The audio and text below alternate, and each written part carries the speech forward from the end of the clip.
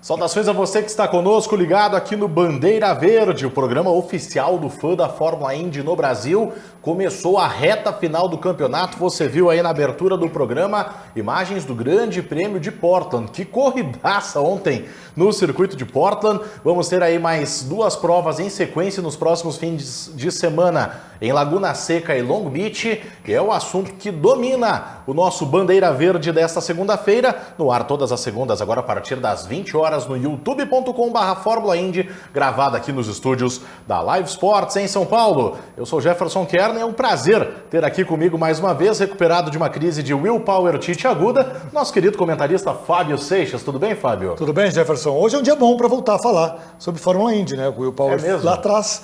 Então, já apareceu no clipe aprontando, batendo já apareceu no companheiro ali a largada, equipe, né? Você começou hoje mais acelerado que a largada de Portland hoje, mas vamos lá. É verdade. Espero que cheguemos Teve mais ao gente final passando reto do que fazendo a curva na largada de Portland. Precisa avisar o pessoal ali, botar uma placa de sinalização melhor.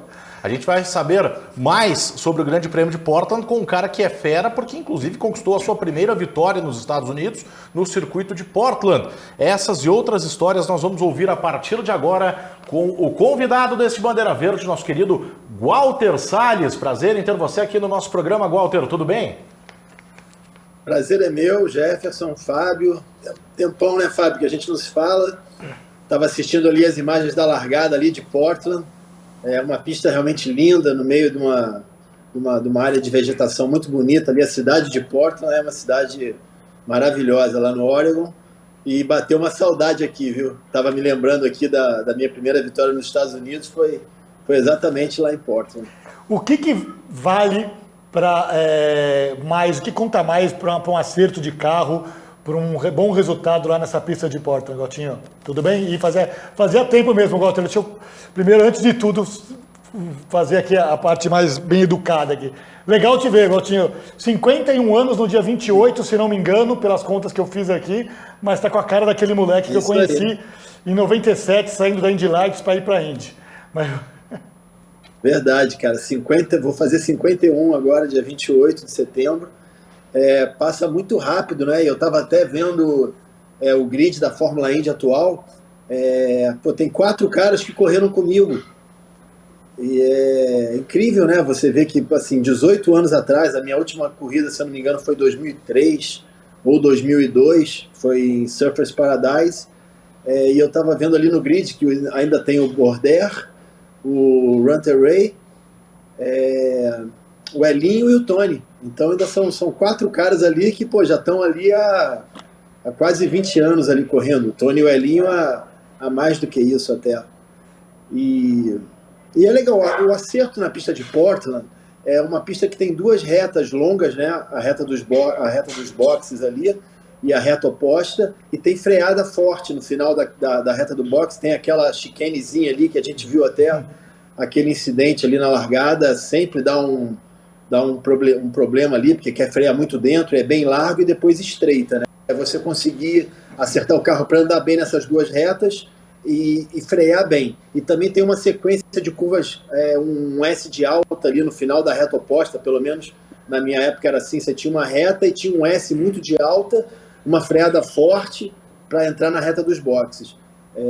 Então o segredo é esse, o carro freando bem para andar bem nessas 2 retas e nessa sequência ter uma aerodinâmica boa para você conseguir fazer bem rápido aquele S de alta ali no final da volta.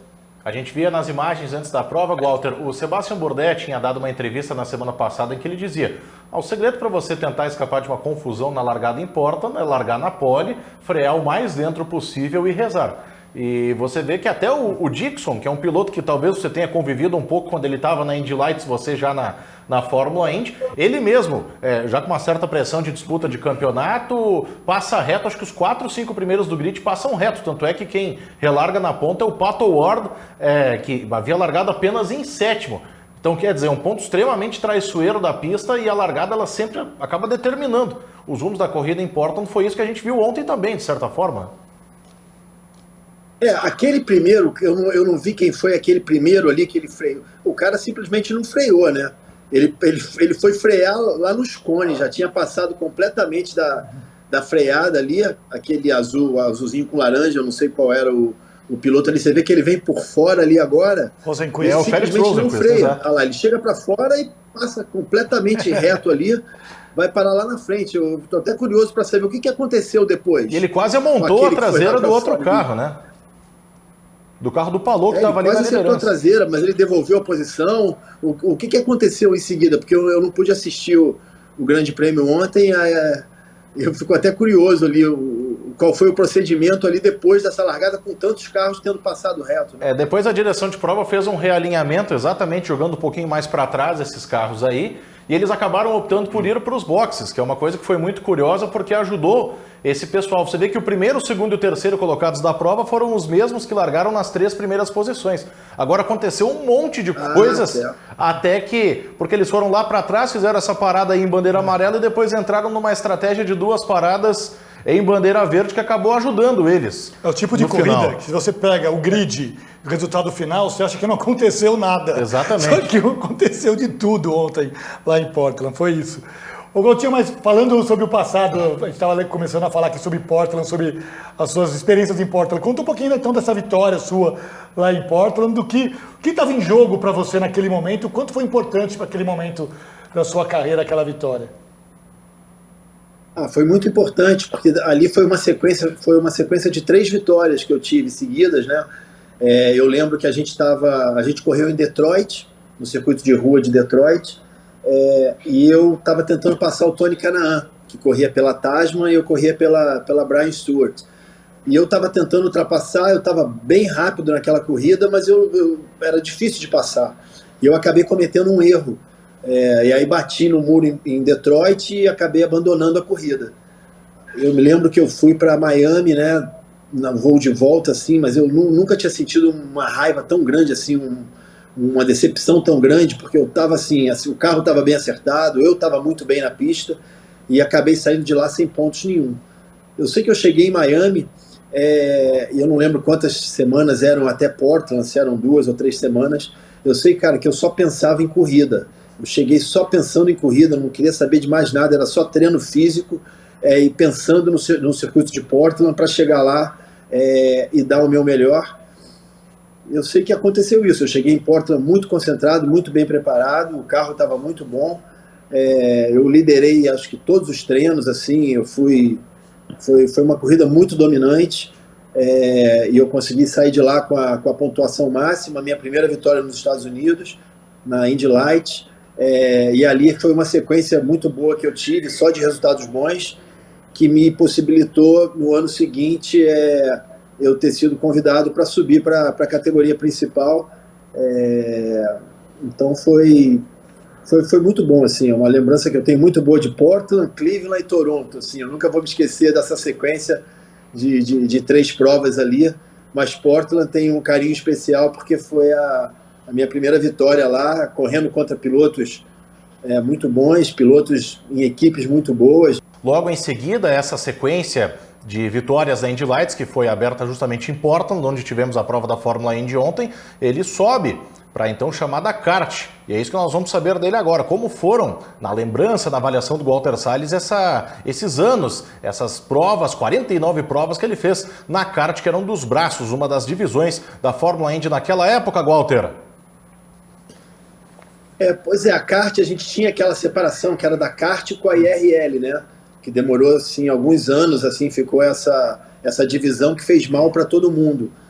Logicamente, os melhores pilotos na época, as equipes mais fortes, estavam na kart, só que a gente não corria as 500 milhas de Indianápolis, que era a prova mais tradicional, a prova realmente de mais nome.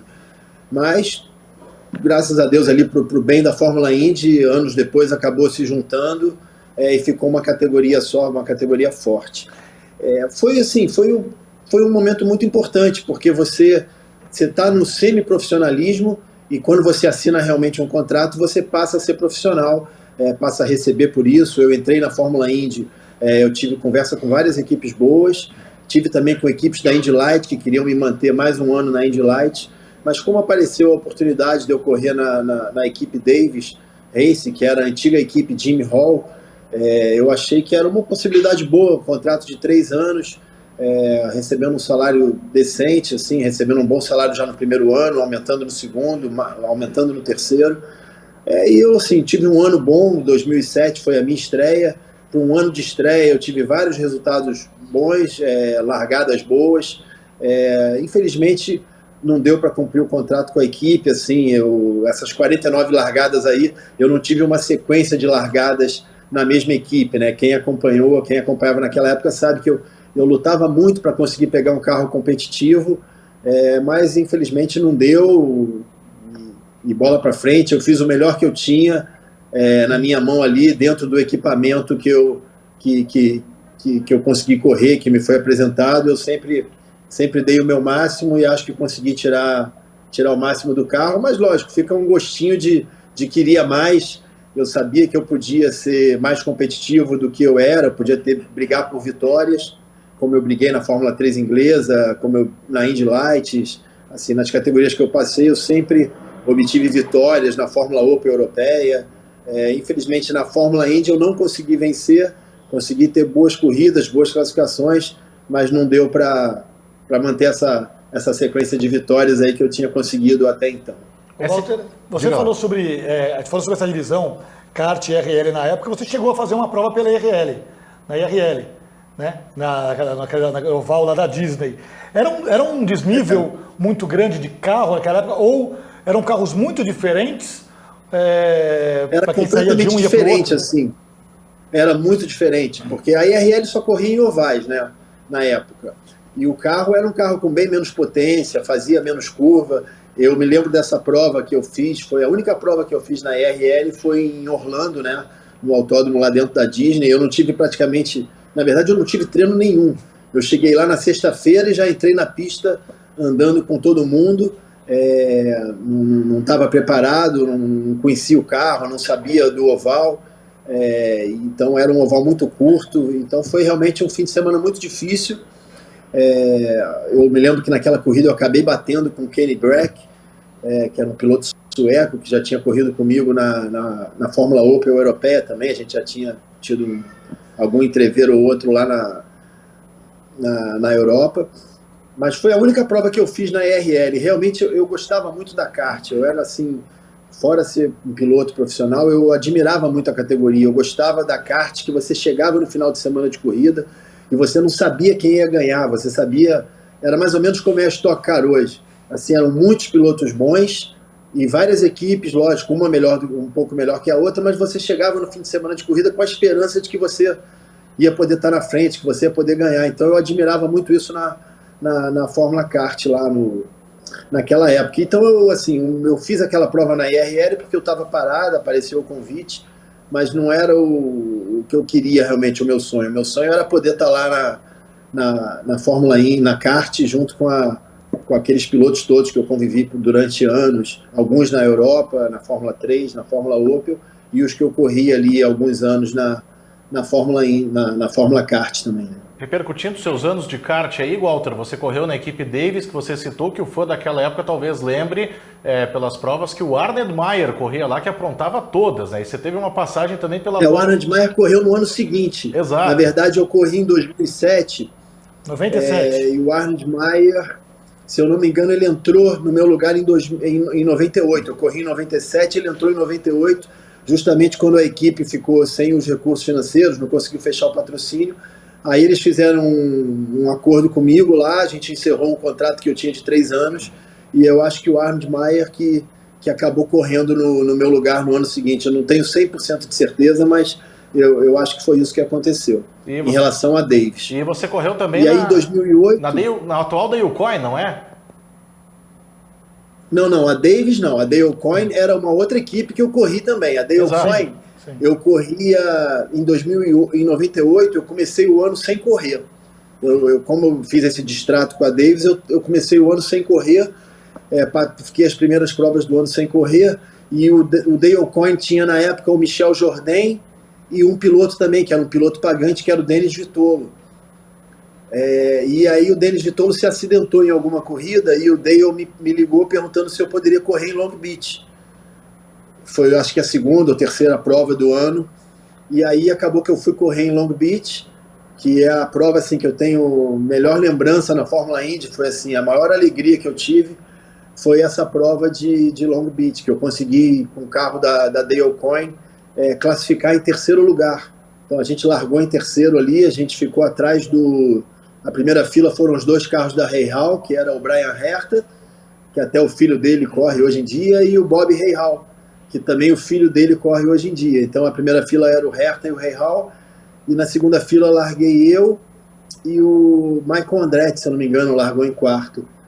Então foi realmente um momento especial ali para mim, as equipes maiores vindo no grid falar comigo, botou o carro do Dale Coyne para largar em terceiro aqui, esse moleque deve acelerar. E aí então foi assim uma alegria que me deu depois de estar começando em 98 sem estar correndo, né? Vendo todo mundo lá correndo e eu não estar correndo. Acabou que eu corri em Long Beach e depois corri no Japão também pela Dale Coyne. E aí depois foi um vai e vem, assim, corria, não corria, às vezes corria. Acabei correndo pela Dan Gurney também, que era o chassi Eagle, que era um chassi muito ruim na época. Depois fui correr pela Bettenhausen.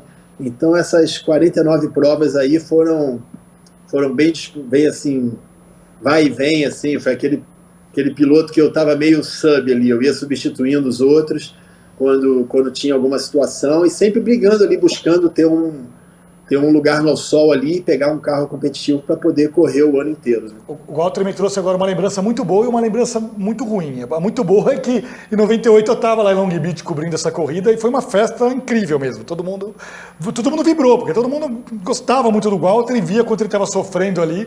Então quando ele consegue essa terceira colocação, sabe, quando todo mundo fica feliz, isso foi muito legal, em 98. A lembrança complicada, ele me fez lembrar que existiu o Denis Vitolo um dia. Esse era muito braço duro, o Denis Vitolo. O Walter falou aí, enfim, era um piloto que chegava pagante, mas nossa senhora, esse está no top 3 dos braços duros em 25 anos cobrindo automobilismo. Era complicado. Eu acho também, o Denis Vitolo era um cara muito legal, mas assim... Pô, legal, o Jefferson também Ao desses anos era o piloto mais fraco, ele tomava muito, era tipo, tomava numa pista como Long Beach, acho que tomava 3 segundos. Não, chegava assim, a ser perigoso, realmente... Chegava a ser perigoso, né? Era perigoso. Você tirando tipo, piadas à parte. Sem citar nomes, eu era tipo um piloto ou outro que aparece por aí querendo correr em certas categorias que são muito competitivas, entendeu? Eles deviam estar mais na corrida ali dos gentleman drivers ali. O Denis era muito competitivo e foi muito duro para mim. Eu, depois de correr em Long Beach e correr na Alemanha também, andei super bem na Alemanha, no oval da Alemanha, o Denis Vitolo se recuperou e eu tive que devolver o carro para ele, que era um carro assim, com pneu Firestone. Era uma equipe Dale Coyne, era uma equipe pequena, mas ela tinha pneu Firestone. E era muito diferente na época o Firestone do Goodyear. Quem corria de Goodyear, no caso era o Gil de Ferran, Michael Andretti, eu em 97 com a Davis, era muita diferença, assim, como eram 2 marcas de pneu, quem tinha o pneu Firestone era outro planeta, assim. Então eu nunca tinha andado de pneu Firestone, só andava de Goodyear. Quando eu cheguei para andar em Long Beach, no primeiro treino que eu andei de Firestone, cara, era outro carro, era outro grip, era outra aderência, o pneu durava muito mais na corrida, então foi chato ali, depois ter que abandonar o carro e devolver para o Denis Vitolo. Walter, o que você está acompanhando hoje da Fórmula Indy? Você está lembrando de uma época muito gloriosa da Indy desses tempos da kart? Você acha que dá para traçar alguns paralelos, principalmente em termos de competitividade, com o momento que a Indy vive hoje, chegando agora 2 provas do final com 4 postulantes diretos ao título, 9 vencedores em 14 corridas? Dá para traçar paralelos entre esses períodos? Pude assistir as 500 milhas de Indianápolis. Realmente foi uma vibração muito grande, assim. Eu torço muito pro Elinho, sou fã do Elinho, sou fã do Tony também. O Elinho é um cara muito legal, meu parceiro de tênis, jogamos muito tênis lá em Miami quando a gente morava lá, e é muito bom ver ele com 45 anos, que eu acho que é a idade dele hoje, ainda está tão competitivo, e ter feito aquilo que ele fez em Indianápolis foi realmente de arrepiar. Está muito competitiva a Fórmula Indy, são 2 provas agora na Califórnia, né? Laguna Seca e Long Beach, e vai ser muito legal assim, ver essa decisão de campeonato, o Scott Dixon mais uma vez ali brigando pelo campeonato, né? Eu não tenho o número dele, mas assim, a performance do Scott Dixon é impressionante em relação aos resultados. Logicamente está sempre correndo pela Ganassi, Então tem uma equipe muito forte atrás dele. E esse Alex Palou, que eu estou vendo agora, está brigando pelo título, eu não acompanhava, não sabia da carreira, não sabia que ele era espanhol, mas ele está muito bem. Essa vantagem que ele tem aí no campeonato, eu diria que vai ser bem difícil tirar esse título dele. Até puxando a questão do Palou, como é que se explica, você que foi um vencedor em Portland, o Palou ele nunca tinha andado na pista de Portland, ele fez um dia de teste em julho, foi um teste de algumas equipes, e o cara chega, lidera o único treino livre antes da classificação, faz a pole, na corrida cai lá para trás na largada e vence a prova, num circuito que é considerado muito traiçoeiro. Então é impressionante o piloto que não tinha nenhum currículo tão uau de deixar a gente de queixo caído, estar fazendo o que esse Palou está fazendo nesse ano, logo no ano de estreia dele da Chip Ganassi, ainda por cima ofuscando um pouco um cara fenomenal, como é o caso do Dixon. Realmente, é surpreendente a performance dele, mas quando você tem um carro bom, como o carro que ele tem, facilita muito você chegar numa pista nova, assim, você bota o carro onde você quer. A pista de Portland não é uma pista muito difícil, assim, o asfalto é muito bom, pelo menos era na minha época muito bom, então não tem assim uma dificuldade assim tão grande, você ter um carro bom e você sendo bom, como ele está provando que ele ele chegou lá e fez. E a Fórmula Indy permite a você, com as táticas de corrida, com as situações de bandeira amarela, você está numa situação complicada, como ele estava ali no começo da prova, ainda conseguir se recuperar, vencer a prova e está chegando aí a 2 etapas do fim do ano, com 25 pontos de vantagem, se eu não me engano, e são, se eu não me engano, 54 pontos em jogo, né? Exato. 54 em cada prova, na verdade. 54 em cada prova, Isso. Tá bem aberto ainda, não pode descartar o Scott Dixon ali, que tá sempre na briga, o Neil Garden também é um piloto que anda super bem. Então vai ser uma briga muito legal, eu com certeza vou estar colado assistindo. Laguna Seca, uma prova muito legal, assim, um circuito muito legal, e Long Beach, como eu já falei, a melhor memória que eu tenho da Fórmula Indy é Long Beach, é uma prova sensacional. Na Indy Lights também eu fui super bem lá, eu cheguei em segundo lugar na prova, então é um circuito muito legal, o lugar é muito legal, você chegar em Los Angeles, ir de carro até Long Beach, é muito legal, lembrança da época de Fórmula 1, quando o Piquet andava, assim, é um lugar mágico, assim, Long Beach, é uma memória que a gente sempre vai guardar. Ô, Walter, pra gente encaminhar aqui sua despedida, a gente está te vendo com a camiseta aí da Matheus Vogel Motorsport, fala um pouquinho do seu trabalho hoje em dia, do seu dia a dia, da sua rotina agora como do outro lado, né, do outro lado do balcão. A gente está super bem, né? A gente está disputando o título cabeça a cabeça ali com o Daniel Serra, que é muito difícil bater o Daniel Serra e bater a equipe do Meinha, né? Que são o Daniel Serra tricampeão, a equipe do Meinha super campeã. Eu estou com o Mauro Vogel já desde 2003, assim, quando eu entrei na Stock Car, e a gente vem junto aí nessa batalha de tantos anos. Esse ano a gente está junto com o Andréas também, lá em Petrópolis, na oficina. Tem a nossa equipe, que corre o Casagrande e o Guga Lima.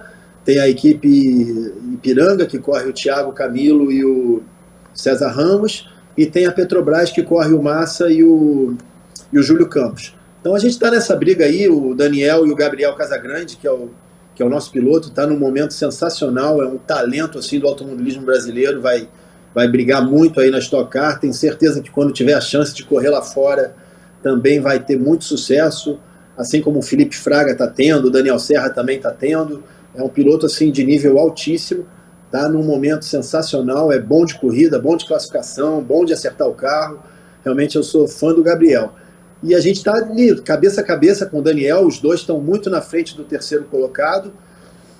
Então eu acho que esse título aí vai ficar realmente entre o Gabriel Casagrande e o Daniel Serra, a Vogel Matheus e o Meinha ali. Vai ser um final, tem muita corrida pela frente ainda, mas eu acho que vai ser um uma briga muito bonita dos dois ali, que são muito talentosos e as equipes são muito boas. A gente fala em nova geração da Fórmula Indy, mas o Walter tem um talento da nova geração da Stock Car, que é o Gabriel Casagrande, um rapaz que anda demais. Walter, para a gente fechar a sua participação, queria uma análise sua das duas últimas pistas da temporada, Laguna Seca e Long Beach, uma análise de desafios de pilotagem e de como, pela sua experiência, se desenrolam corridas nesses dois circuitos, que são dos mais tradicionais do calendário da Indy, que vão decidir o campeonato esse ano.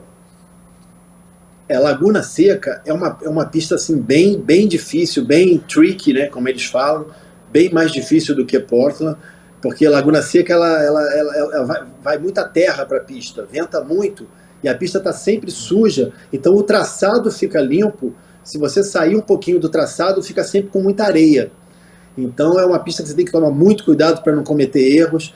Tem aquele corkscrew lá, que é aquela freada em descida, que você tem o saca-rolha, né?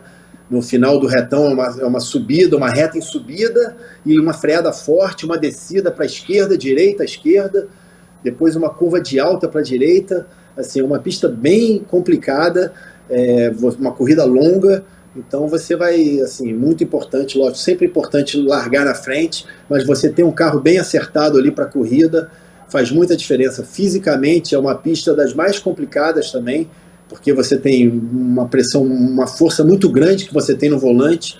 O volante fica muito pesado nessas curvas de alta, então é importante você estar acertando bem o carro para a corrida, para ao longo assim, da corrida você conseguir ser constante, não errar. Quando você tem um carro muito no limite, acaba que fica muito fácil de você errar. E Laguna Seca é uma pista que é muito fácil de você errar, por conta dessa areia que fica fora do traçado. Então vai ser um final de campeonato sensacional.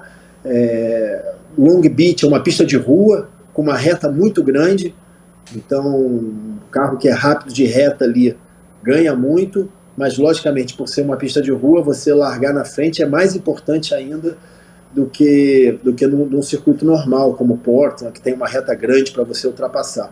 Laguna Seca é uma pista bem complicadinha também para ultrapassar, porque a reta do box é uma reta meio curta, mas é uma pista larga, tem área de escape. Se você sair da pista, você não bate em Laguna Seca, então você consegue sair e voltar, então dá para dar uma arriscadinha. Agora Long Beach, por ser uma pista de rua, decidir o campeonato numa pista de rua, vai ser muito legal, e eu vou estar colado aí assistindo, ver se o Palou conquista aí o primeiro título dele, já no primeiro ano dele, que é realmente um feito muito grande. Você vencer um campeonato já no primeiro ano, com tantos pilotos bons, equipes boas, vai ser realmente provar o talento que ele tem, e de repente ver aí se ele vai alçar outros caminhos. Botar na torcida ali para os brasileiros.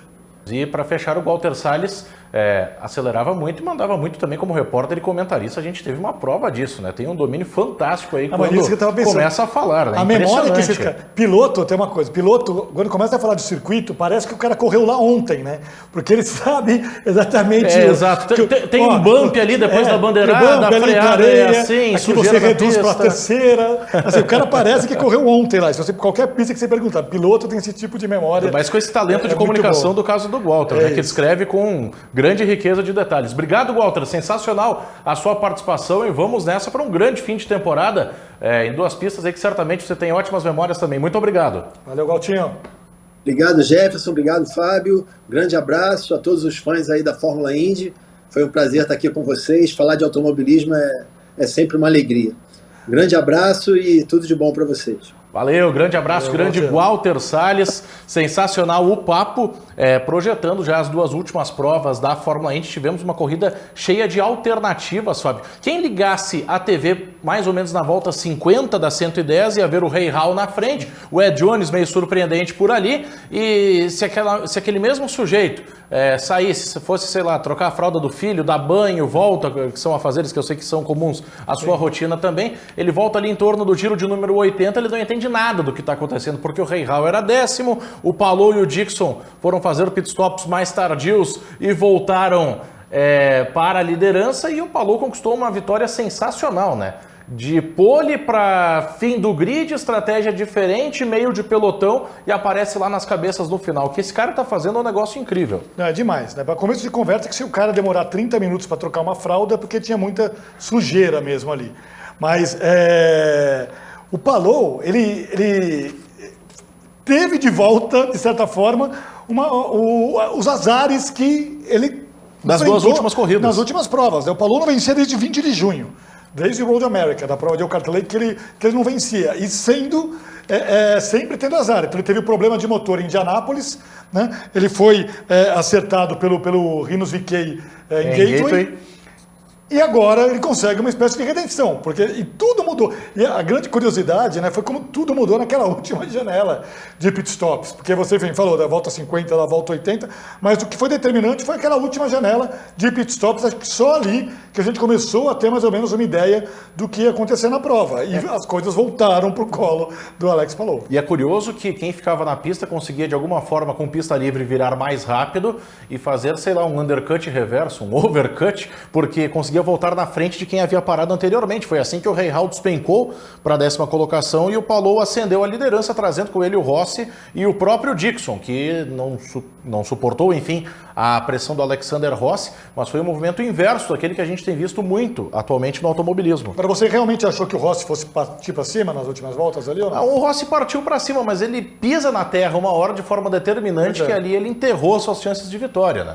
Então, não é isso, porque tem caras que nascem para serem Palou, tem caras que nascem para ser o Rossi. O Rossi ganhou a 100ª edição de Indianápolis, né? Tudo não bem. Se esqueça. É mais ou menos como a gente falou esses dias, aquela tríplice coroa do automobilismo de Hamilton, Schumacher e Will Power, só um deles ganhou as 500 milhas de Indianápolis. Bom, eu fico com o Palou, disso. você fica com o Rossi, mas vamos ver o resultado na tela. Muito bem, nessa temporada, ok, concordo com você. Palou, Rossi, Dixon, Harvey, Newgarden foi o top 5 do GP de Portland, o Felix Rosenqvist num surpreendente 6º lugar, Marcus Ericsson já praticamente fora da briga pelo título para desespero de Fábio Seixas, Colton Herta, Scott McLaughlin e Graham Rahal, fechando o giro dos 10 primeiros.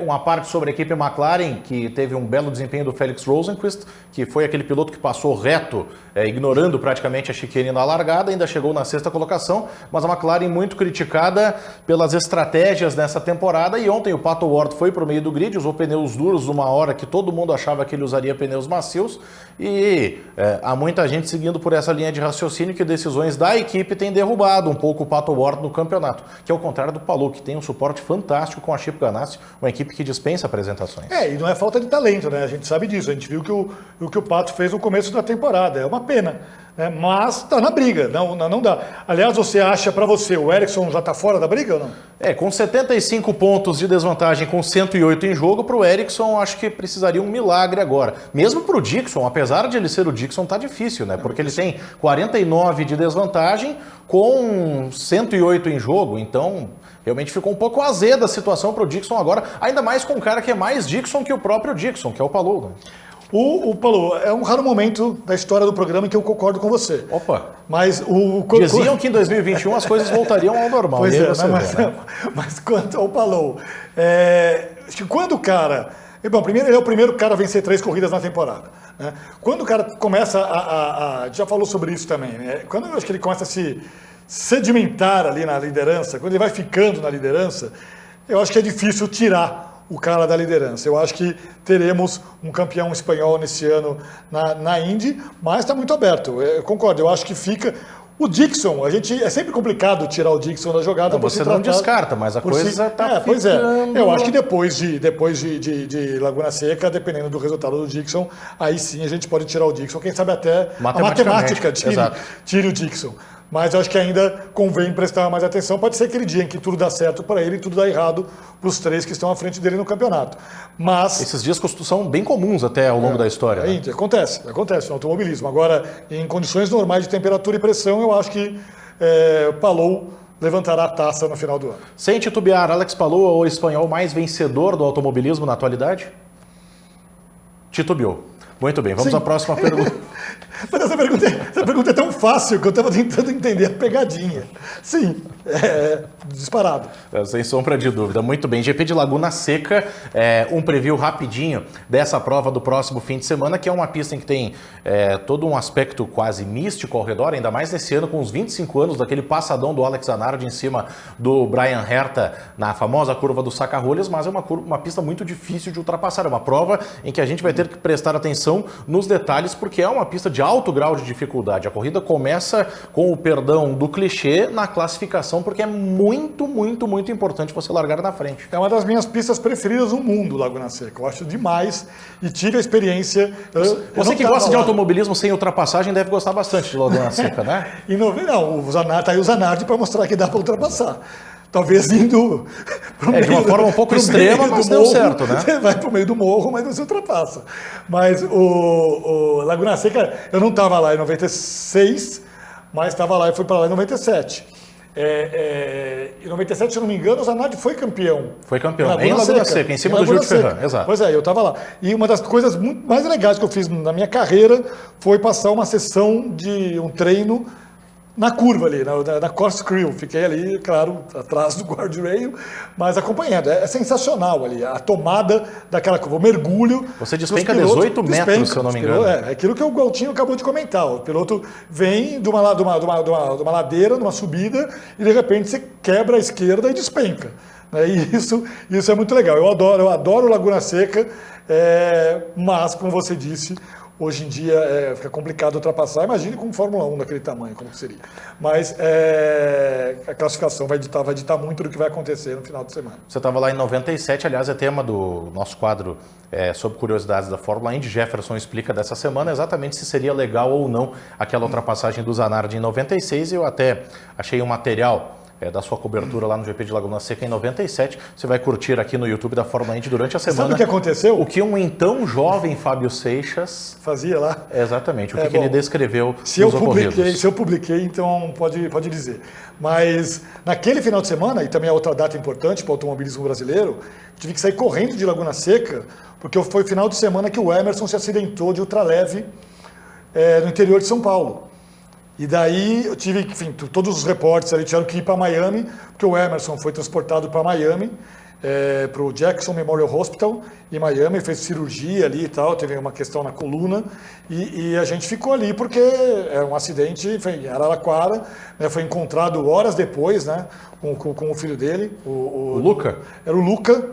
Era o Luca, e então vão ser agora 25 anos de Laguna Seca, mas 24 anos do título do Zanardi e do acidente de 97 e do acidente do Emerson Fittipaldi. Muito bem. Memórias que só quem já viveu muito pode trazer para a gente, o caso do nosso queridíssimo Fábio Seixas. E para terminar, utilize, por favor, toda a sua experiência para cravar o seu palpite, ainda não para o título, só para o Grande Prêmio de Laguna Seca, meu querido Fábio. Quem vence a prova? Exato. Pato Ward. Uau. Sem titubear, gostei dessa. Ontem teve muito azar, ele disse que é a sua pista preferida, então eu vou de Romain Grosjean. Eu acho que o Grosjean pode surpreender ainda. Fez a melhor volta ontem. Exatamente, velocidade ele tem. Ele foi uma vítima daquela roleta russa da primeira curva, mas tem se mostrado, tem tido uma excelente performance ao longo do ano. Acho que o Grosjean pode quebrar a banca, correndo na mesma equipe da Yukon que o Galtinho corria lá atrás. É isso, então vamos ver. Fechou então? Você não falou do Will Power hoje?